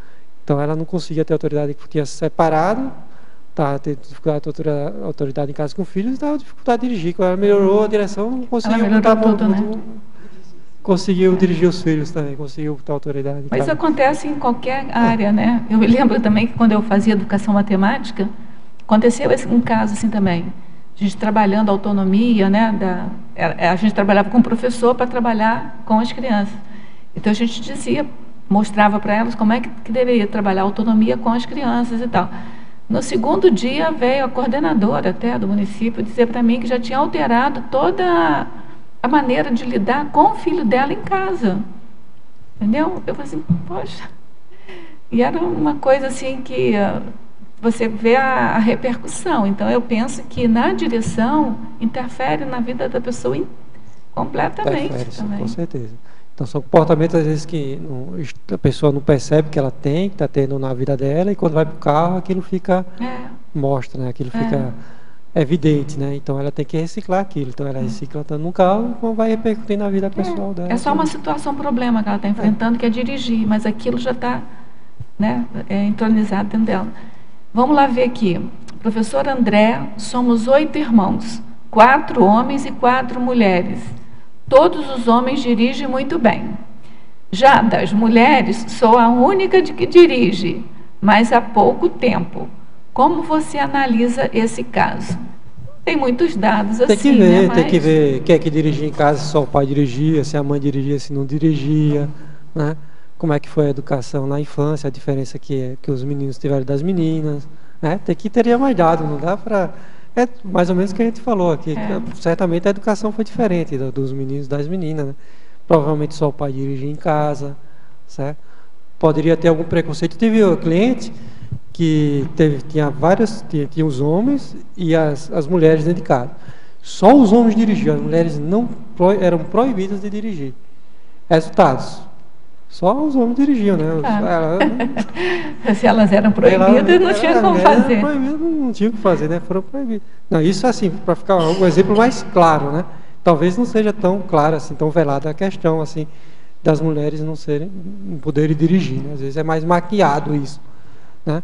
Mas esse exemplo foi bem claro. Literalmente assim, as mulheres não eram permitidas dirigir, só os homens eram permitidos dirigir. Então, por aí, deve ser por aí, alguma coisa nesse sentido aí. Ok. Oi, André, aqui na página 24, efeitologia, você podia ampliar esses efeitos da pusilanimidade ao dirigir? Isso teria relação com indecisão, alguma coisa assim? Os efeitos da indecisão na direção? A possibilidade que eu coloquei nesse sentido aí, a pessoa que não tem vontade, não tem coragem de pegar e enfrentar a situação, né? Eu já peguei algumas clientes assim que disseram: eu quero dirigir porque o marido quer que eu dirija, eu não quero dirigir, assim. Quer dizer, ela dizia com outras palavras assim isso, né? Então, não tinha aquela garra de pegar e querer fazer as coisas, né? Porque o marido não aguentava mais de levar ela para tudo que é lugar e queria que ela dirigisse, e a pessoa, né, estava empurrando ela para dirigir, né? E a pessoa estava oscilando na história, não tinha vontade de pegar e pôr vontade de pegar e querer fazer as coisas, né? Então, quando a pessoa não quer, é muito difícil, né? E a pessoa dirigia como se... Peguei umas duas clientes assim também. Tinha uma que queria dirigir, mas não tinha aquela vontade de pegar e se envolver. Queria, mas não queria, assim, queria um negócio mais... Então, tem essa questão da vontade da pessoa pegar e querer fazer aquilo, entendeu? Então, quando a pessoa falta vontade, é difícil. É difícil a pessoa conseguir dirigir, quando enfrentar a dificuldade, né? E você pode falar dos efeitos da indecisão na direção? A pessoa que é meio indecisa, assim, como é que fica para dirigir? Geralmente a pessoa, quando está com medo, ela fica indecisa na hora de ir, na hora de sair, né, de arrancar, de cruzar uma pista, né, de mudar de pista. Então ela fica tíbia com aquilo. Aí às vezes tem que parar e esperar todos os carros passar, né, fica com medo. Bom, às vezes tem dificuldade de tomar decisão, mas na medida que o medo vai diminuindo, ela consegue mais tomar essas decisões e ser mais rápida no trânsito, né? Menos lenta, consegue entrar numa curva, entrar numa pista com mais facilidade. Ela vai perdendo medo, ela vai conseguindo tomar mais decisões e enfrentar a situação, né? E esse outro efeito aqui, você podia falar um pouco mais, os efeitos do planejamento da vida para evitar a direção? Então se as pessoas têm dificuldade de dirigir, têm medo, e ela planeja toda a vida para não dirigir, né?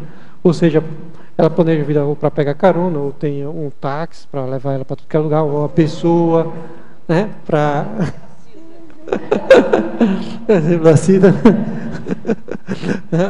o táxi, uma pessoa para levar, o marido leva para tudo que é lugar, o filho, né? Então ela planeja toda a vida para não dirigir, né? E tá ótimo, né? Para ter pessoas, tá ótimo. Se tiver bem para ela, né, continuar assim, né? Então, ela planeja a vida para não dirigir, né? Sempre tem alguma forma de se locomover que não necessite dela pegar o carro, dirigir, né? Bem. André, eu vi aqui na sua fobiologia algumas fobias que você podia comentar para a gente. Por exemplo, a maxofobia, distiquifobia... E tacofobia, pelo menos, podia... A maxfobia é o próprio medo de dirigir, a fobia de dirigir, tá? Tem esse nome que não tem, parece que não tem nada a ver com dirigir, mas chama, a fobia de dirigir é a maxofobia, né? A maxfobia é fobia de dirigir. A maxo...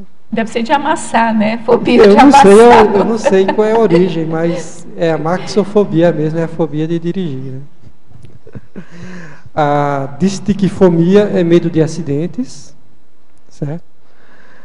A motofobia é medo de carros e a tacofobia é medo de velocidade. A distiquifobia é medo de acidentes. A dromofobia geralmente está ligada com viagem, deslocamento, né, a motofobia é medo de carros e a tacofobia é medo de velocidade.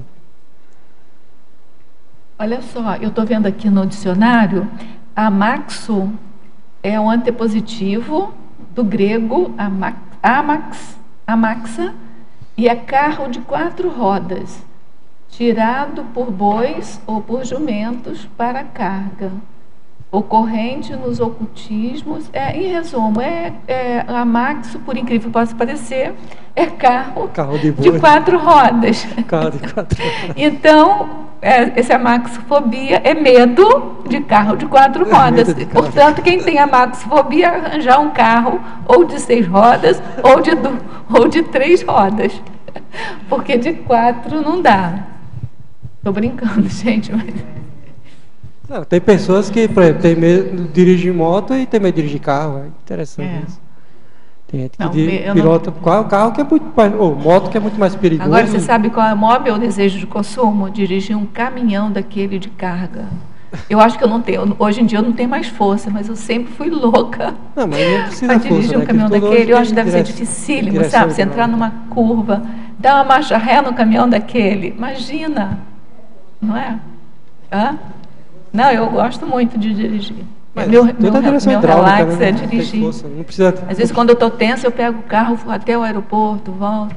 Dirigir não precisa força. Eu acho que nem caminhão já é tudo hidráulico, né? Elétrico, então não precisa de força, né, para dirigir. Mas imagina, eu tinha um carrinho sem direção hidráulica, eu tinha que dar uma força danada, imagina. Sim, sem hidráulica, mas o caminhão tem hidráulica. O caminhão tem direção. Todo caminhão tem direção. Aí, sabe, um ônibus daquele, para você fazer uma curva, não é um barato. Mas esse desejo meu de consumo já passou. André, vamos lá. Posso falar? Pode falar.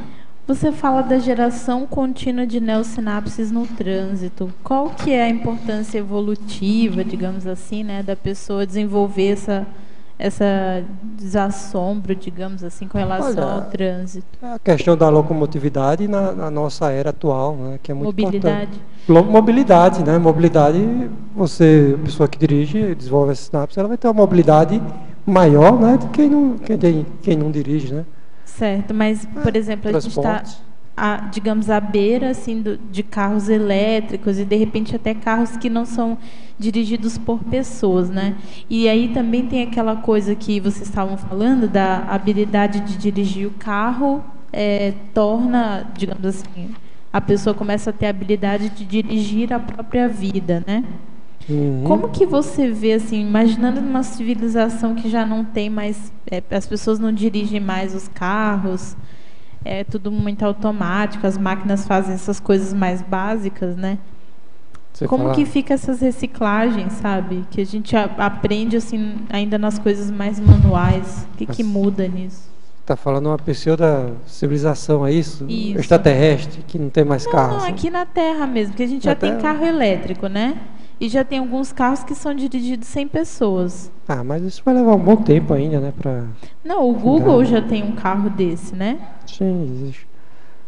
Que não é dirigido por pessoas. Então eu fico imaginando assim como que os efeitos. Gente, os aviões já são assim. Eu me lembro uma vez que eu fui para a Amazônia, para a tua terra. E aí na volta a gente chegou a gente estava no avião pequenininho da FAB. E aí eu fui pela UF, então tinha um convênio lá que a gente tinha como ir na Amazônia para o Pará, né, que é Oriximiná e Pará. Aí a gente na volta um temporal assim, e aí o piloto falou assim, a gente está fazendo um pouso real. Eu toda contente, né, achando que era de realeza, né? Eu falei assim, mas o que é o pouso real? Não, é pouso só pelos aparelhos. Que eles não estavam enxergando nada. Então, assim, quem pousou aquele avião naquele temporal foram os aparelhos. Entendeu? Tem o pouso para aparelho. Sabe, era preferível você não saber, né?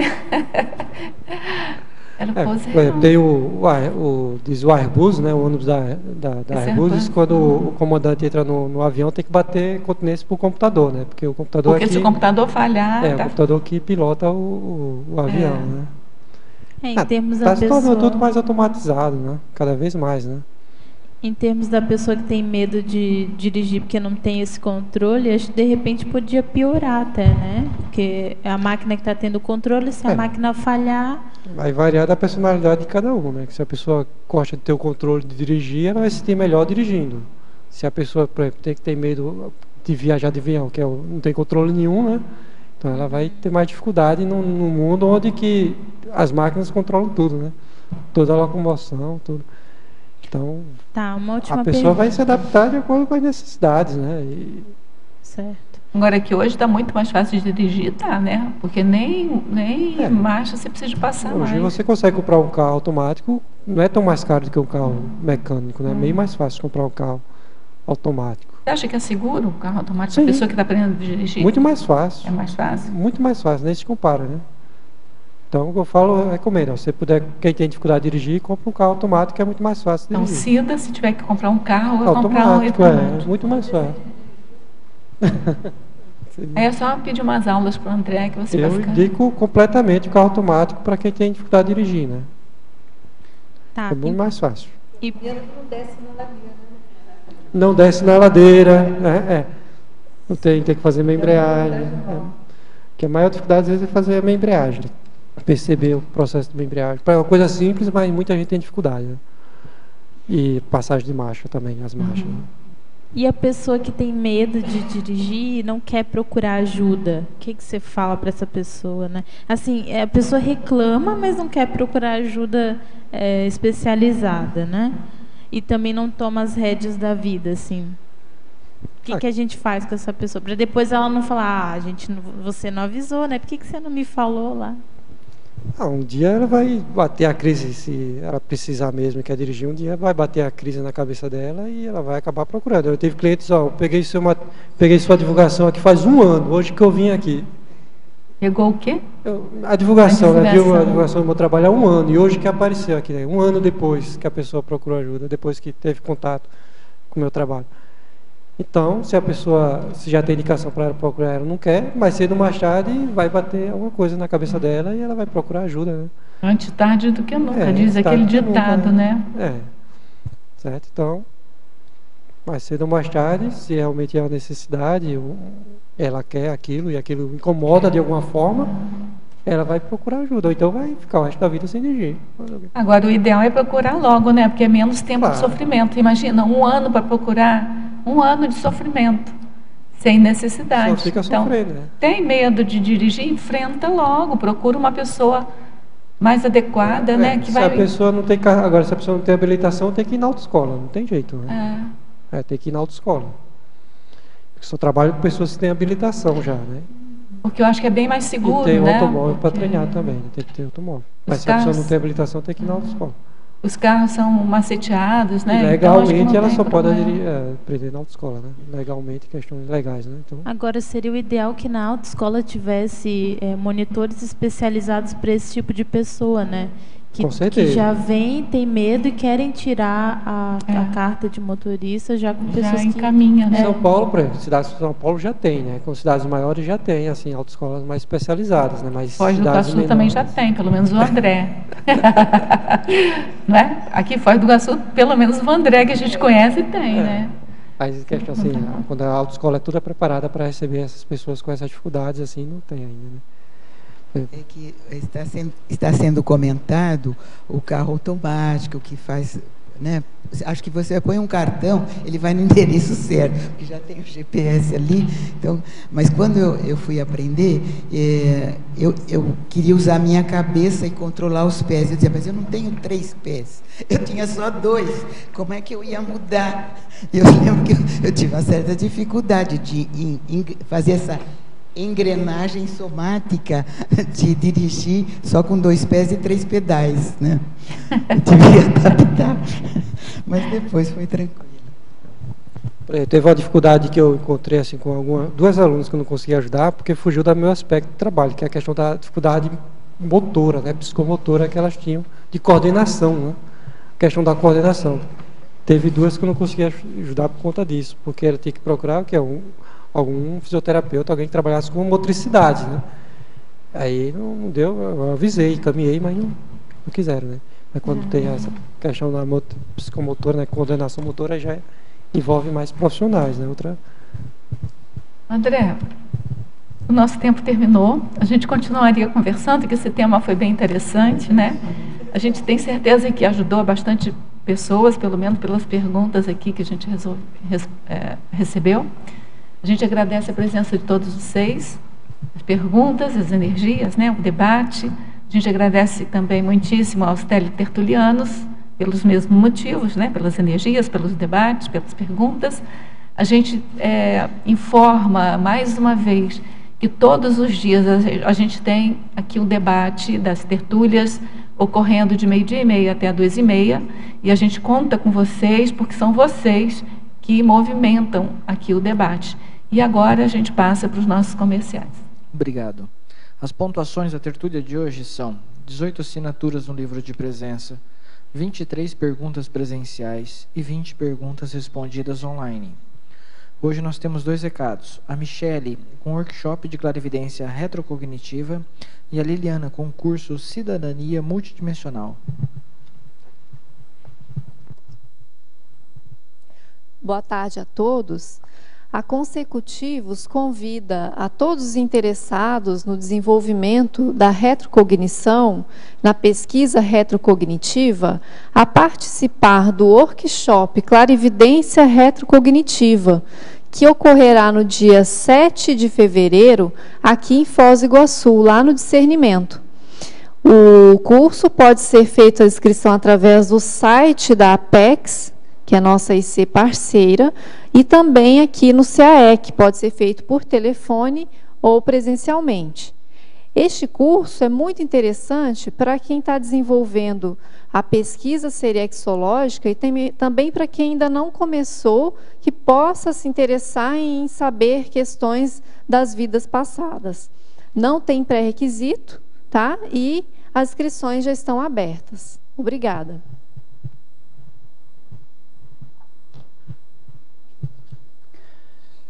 Boa tarde. A ACIPEC, Associação Internacional de Pesquisas da Conscienciologia de Jundiaí, convida a todos para participar do curso Cidadania Multidimensional, que aborda os temas autodefesa bioenergética, projeção consciencial, autoevoluciologia, assistenciologia e reurbanologia. Esse curso tem início em Jundiaí, 14 de março de 2015, e em Santa Rita do Passa Quatro também, dia 7/3 de março de 2015.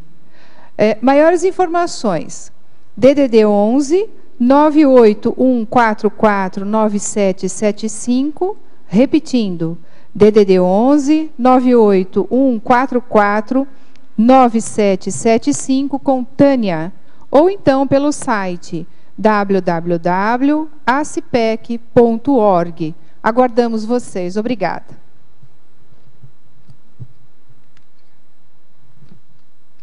Para amanhã, teremos o verbete Autossustentabilidade Holossomática, especialidade Autovoliciologia, e a verbetógrafa Márcia Moreira. Muito obrigado e boa tarde a todos.